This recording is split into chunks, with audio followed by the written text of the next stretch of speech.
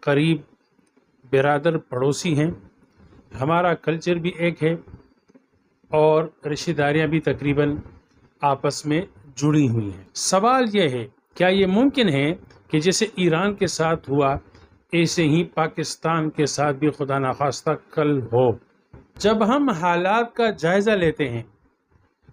تو یہ کوئی ایک دن میں ایران کے خلاف دراندازی نہیں ہوئی، بلکہ اس کے پیچھے جو عوامل ہے وہ سارے کے سارے عوامل اگر ہمیں ایران میں نظر آتے ہیں تو پاکستان میں بھی نظر آتے ہیں۔ وہ عوامل کیا ہے؟ ایران ایک ایسی ریاست ہے جو مذہبی شناخت پر قائم ہے، اسلامی اقدار اور اخلاق اور قوانین کے تحت وہ ملک چل رہا ہے اور اپنی عوام کو چلا رہا ہے۔ ایسے میں ہوا کیا کہ کچھ عالمی قوتوں کو یہ شناخت پسند نہیں آئی، تو ایرانی نژاد جو یورپ میں رہنے والے لوگ ہیں ان کی عورتوں کو بہکایا گیا۔ آئے دن ایرانی شناخت خصوصاً اسلامی حجاب کے خلاف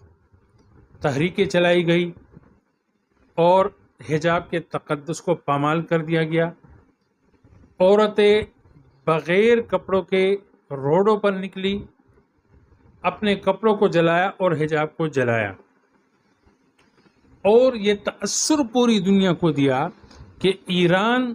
اب اپنی طاقت اور قوت کھو چکا ہے، جبکہ عوام ان کی شناخت کو قبول نہیں کرتی، ان کے مذہبی پابندیوں کو قبول نہیں کرتی۔ حالیہ حملوں میں ایران کی اعلیٰ قیادت عسکری اور سیاسی، اسی طرح ان کے ایٹمی سائنٹسٹ